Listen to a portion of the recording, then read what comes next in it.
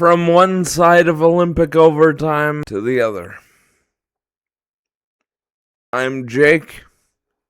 I can't skate. And this is an Olympic hockey game day recap of the women's gold medal game. Canada lose 2-1 in overtime to the United States. To the United States! I know that's who we were always gonna play. But fuck does that suck with the way things are. This blows. In one sense, it would have been easier if this game was a blowout. I could have been angry. I could have been frustrated. I could have rehashed what I said in the other video. That we didn't have it. That this group didn't have it. That it was too old for this kind of game. I can't do that today. I asked you guys to find another gear. You found another gear. I asked for more intensity. I asked for more speed. I asked for close puck support. And for 2 periods, for 2 whole periods, you gave me it. And for chunks of the third. This was a great game. Both goalies, Frankel and Debian, were fantastic. And in the first period, the Canadians were pushing the pace. We looked like our old selves. We were forcing the United States into mistakes. It was an even game. Both goalies were great. And it was 0-0. After 1 period, I'm starting to think, okay, who's it gonna be? If Canada's gonna pull this off, is it gonna be Sarah Fillier? Is it gonna be Daryl Watts? Is it gonna be Poulin again? But we go into the second period tied at 0, and we go in with the United States on a power play. Not where you want to be in a tie game, but it turns out brilliantly. The puck gets cleared. It springs Laura Stacey on a 2-on-1 with Kristen O'Neill. Stacey comes in, makes a beautiful pass to O'Neill, who makes an even more beautiful move on Frankel, deposits the puck into the net, and Canada leads 1-0 on a shorthanded goal. That is the old Canada. Even on the penalty kill, we are dangerous. And we take the lead, and we hold it. The rest of the period, things start maybe tilting USA's favor a little bit, but Canada still has several chances. We put pressure on the Americans, do all the things that gave us the lead, and we head into the third period up by a goal. The last 6 times we've met the States in the gold medal game, the team leading after 2 periods has won 4 of them. Remember what I said about doing what made you successful? I don't know if it was legs, I don't know if it was mental, I don't know if it was strategy, but Canadians go into much more of a passive prevent defense, playing the trap, letting the Americans come at them. Some of it has to do with the US finding another gear. They were faster, they were harder on the puck, but for big chunks of the third, it was spent in Canada's end. We look much more like the team from the pool game, where we are getting outskated and outbattled and hoping just to counterattack since we have the lead. That's a bad way to fly. The U.S. piles up chances most of the third, and Debian is excellent. That's not to say Frankel doesn't have to be. She made some very key saves to keep the game 1-0. And even with Canada sitting back a bit, the time's ticking down. And we're 5 minutes into the period. Oh, they might do this. We're 10 minutes into the period. They might do this. And as we get to 6.5 minutes left in the period, Canada breaks out of the zone. Laura Stacey gets rolled over at center. A call is missed. And U.S. dumps it back in. Ambrose picks it up behind the net and gets absolutely rocked. This is classic boarding. This should have been 5 minutes. The panel on CBC didn't think so. I don't care. This is 5 for boarding, and it changes the ending of this game dramatically, because the U.S. would be shorthanded for 5 of the last 6 minutes instead of 2 of them. That's the wrong call, and it may have changed the game. With that said, the other way the game changes is if Canada scores on this power play. And the first half of this power play is supremely ineffective. The second half, they get some looks at Frankel and she stands tall.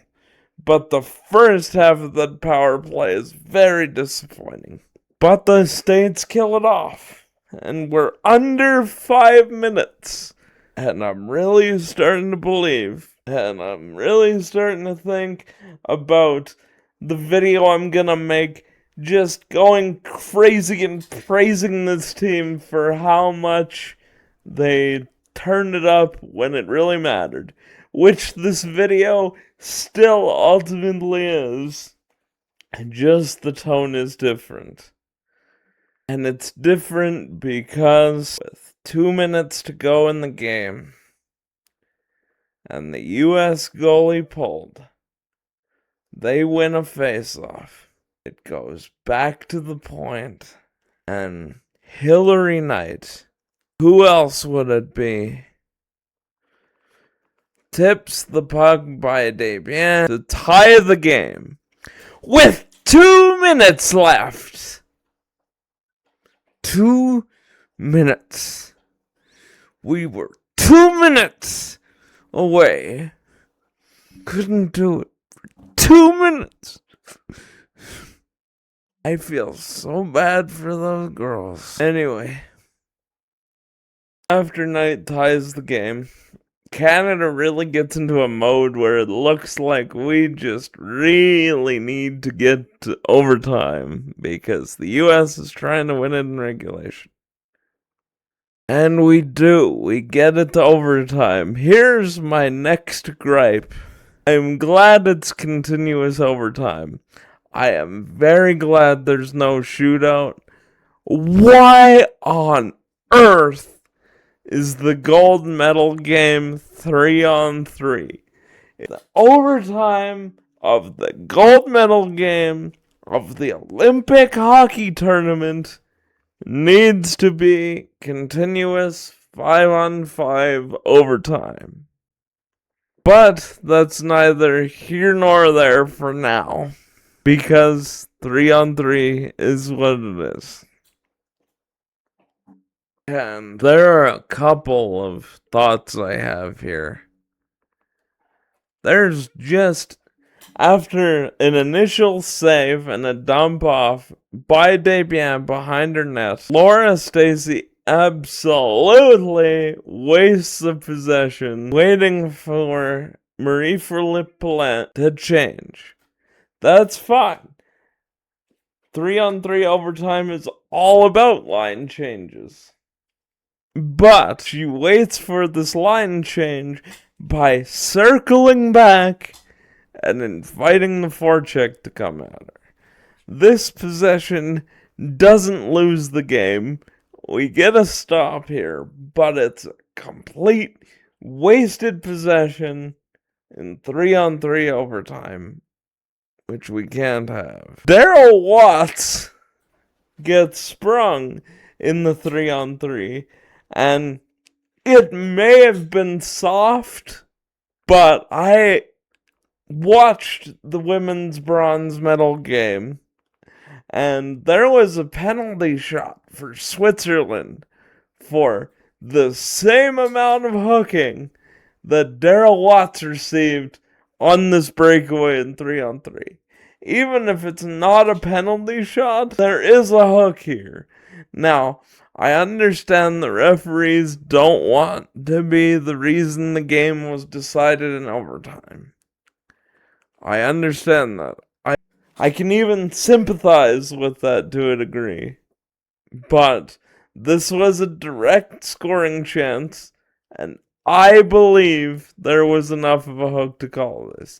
You may disagree.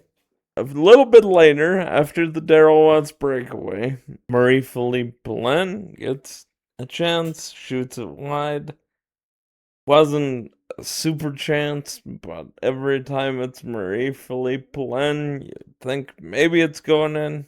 The closest chance we get, though, is Sarah Fillier coming in on the 2-on-1 rush, deciding she's going to take the shot, which I absolutely agree with. Gets stopped, the rebound pops up in the air. She makes the decision to hit the rebound out of the air with her stick and put the rebound back on. I would have waited for this to come down. The worst that's going to happen is a puck battle, but instead our pressure on the U.S. goal ends because of the high stick, and that was the last real good chance we got in overtime. Taylor Heisey gets it behind the net, makes a long pass to Megan Keller. It doesn't look like this play is gonna be anything until Keller turns the defenseman inside out. It's a beautiful move. She's in on Desbiens, cuts to the backhand, and the puck agonizingly trickles through the 5-hole and doesn't even make it to the back of the net, but it's in. And the USA wins the gold medal. The USA wins the gold medal. And that one hurts. It hurts the most because you did everything I talked about for most of this game. You were back to the team I remember watching for 12 years. You found the gear. You found the legs. You got away from it a bit in the third period, but you've still had chances to win it. On that power play after the Ambrose hit, Marie-Philippe Poulin's wide open in front of the net, and she puts it high. Any other year, Marie-Philippe Poulin puts that top corner, it's 2-0, and that's game over. But not this year. No, this year, after it came with so much difficulty, and we still got to the gold medal game, and there were tons of questions, and you got the performances you needed, except for one more goal. And in the end, that's hockey. It's beautiful. It's the best sport in the world. but it can rip your heart out. And this one stings. And this core, this was likely their last chance. There will be lots of changes for 2030, or there should be, because it does need to change. The criticisms I had early in the tournament are still there.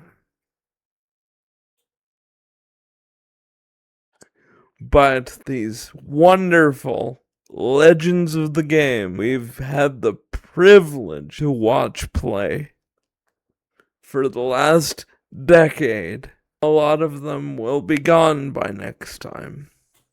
But the young ones, the Filliers, the Wattses, the Jakes, they're gonna remember. And I bet you, whatever this team looks like in 2030, they're gonna take it to the Americans. It's your turn now, boys. It means even more now. Let me know what you thought of today's game. Do all the YouTube things. Like, comment, share, and subscribe. And as always, go Canada. Man, silver sucks.